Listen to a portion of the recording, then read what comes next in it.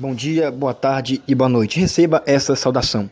Eu quero tratar sobre uma suposta probabilidade de uma acrescentação sobre o Evangelho que escreveu Marcos, no capítulo 16, do verso de número 9 ao 20. Eu quero fazer aqui uma breve crítica textual em cima de um texto que eu vou frisar aqui e ler, que vai tratar sobre essa premissa relatada aqui sobre a questão do acrescentamento. Embora de grande riqueza teológico-eclesial, o texto carrega em si alguns problemas de caráter redacional. Praticamente unanimidade entre os estudiosos que o Evangelho original de Marcos termina no capítulo 16 do parágrafo de número 8. Quando o texto está tratando do Evangelho original, está falando das cópias mais próximas dos autógrafos originais, porque o que nós possuímos hoje são apenas cópias que vieram dos autógrafos originais. Não é que sejam os originais da Bíblia. Nós temos cópias que chegam mais próxima dos autógrafos originais. Os versículos seguintes, de 9 ao 20, foram acrescentados posteriormente, já após algumas décadas.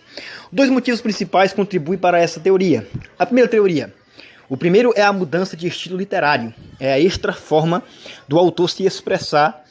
Quando a gente faz uma leitura, vou dar uma suposição aqui, no capítulo 1 de Gênesis, a gente vê o autor ele utilizando o vocábulo Elohim. No capítulo 2 ele já utiliza o vocábulo Yahvé. Então isso é um estilo literário entre esses versículos e o restante do Evangelho. E segundo motivo é a ausência desses versículos nos manuscritos mais antigos desse Evangelho. Os Codex Vaticano e o Codex Sinaítico não possuem essa acrescentação do parágrafo 9 ao 20. Como no capítulo número 16, verso 8, termina dizendo que naquele primeiro dia da semana, as mulheres fugiram do túmulo com medo. E a comunidade completou o texto colhendo as informações dos outros evangelhos, dando uma conclusão menos angustiante ao evangelho.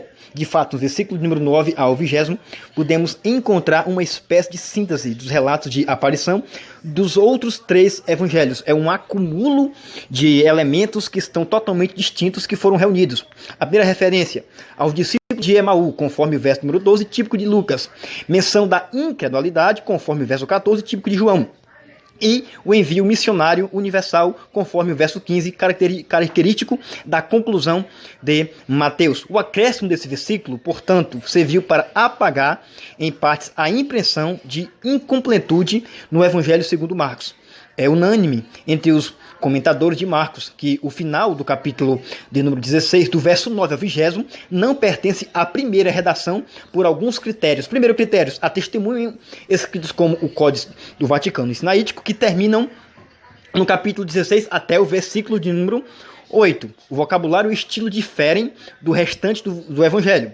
O conteúdo de Marcos, no capítulo 16, do verso 9 ao 20, é uma síntese do que se encontra no final de Mateus, Lucas e João. É um acúmulo que eles fazem de elementos distintos.